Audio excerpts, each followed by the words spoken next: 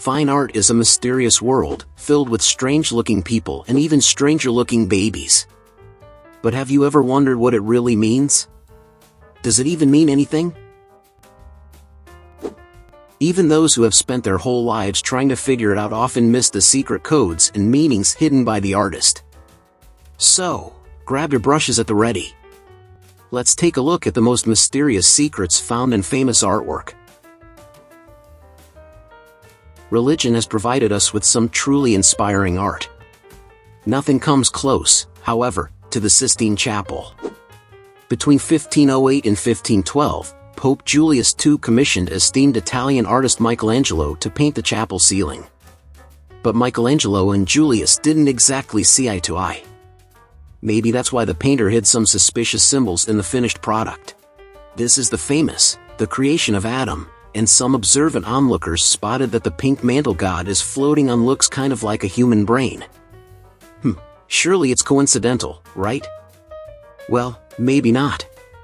In another painting on the chapel ceiling, Separation of Light from Darkness, the center of God's chest up towards his chin looks just like a spinal cord and brainstem. In fact, there's everything from kidneys to lady parts. You see, as well as being a talented artist, Michelangelo was also a master of anatomy.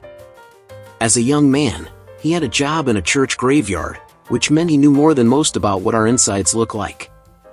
Just imagine a section class in high school. Yuck! It might be a gross, but Michelangelo gained impeccable knowledge about how the human body looked. Okay, but what's all this got to do with the secret spinal cord and brainstem, in Separation of Light from Darkness? Well, that's always up for interpretation.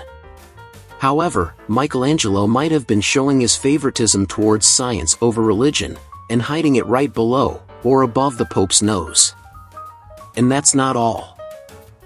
In 1536, Michelangelo was commissioned to paint the altar wall of the chapel too. But as the artist got to work, one of the cardinals, Biagio Martinelli, criticized the depictions of naked bodies Michelangelo was painting on the holy building. He even said they were more suited to a public bath than the papal chapel. So, Michelangelo set about painting Biagio onto the altar wall as Minos, judge of the underworld. He gave the cardinal big donkey ears, and covered his modesty with a snake biting his little Biagio. Ouchie! When Biagio went to complain to Pope Paul III, Julius had died in 1513. His Holiness joked that his jurisdiction did not extend to hell, and there was nothing he could do. So, remember, never insult an artist's work to their face. You've definitely heard of the Mona Lisa, right? I bet some of you watching might have even seen her at the Louvre in Paris, France. But what if I told you that this isn't what she looks like? This is... Yep, this is the Mona Lisa painted by Leonardo da Vinci in the early 1500s.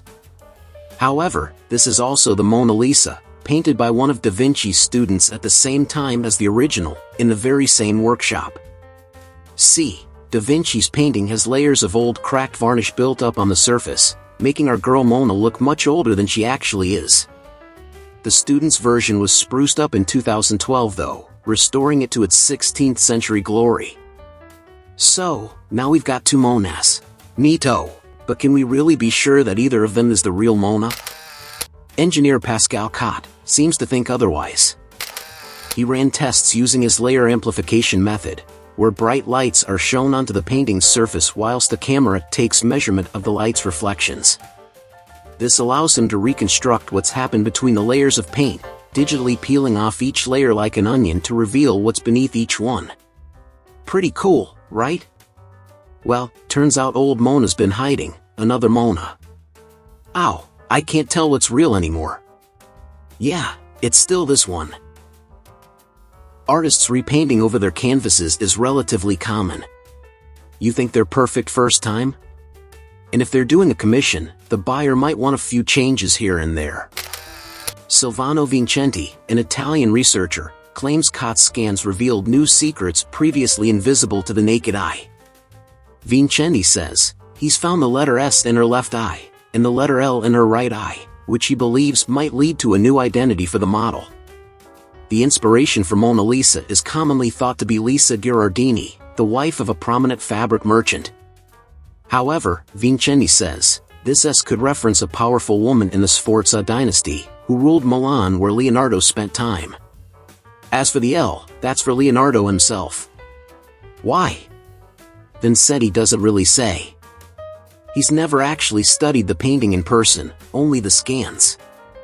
So, I'm poo-pooing this. What do you think? So, I just said artists painted over their canvases all the time. Well, sometimes, other people paint over them and we've got no idea. Take Girl Reading a Letter at an Open Window by Dutch master artist Johan Vermeer. Something about this painting always felt so secretive, like the girl's hiding something. Well, it turns out she was. After undergoing restoration in 2021, this was revealed. That's a pretty big secret. Vermeer had originally painted a large framed painting of Cupid, the Roman god of love, behind the letter-reading girl. But tests revealed that someone had covered over it, decades after Vermeer's death, and we've no idea why or who. Super weird. But the love god would suggest she's reading a love letter, so that's why she's being so shady. Vermeer's work has been fully restored to his intended vision, but the lingering question remains. Who would have covered over old Cupid in the first place? And why? That's enough about covering up famous paintings. How about when the mystery is hidden in plain sight? This is The Ambassadors, by the 16th century German-Swiss painter Hans Holbein, the Younger.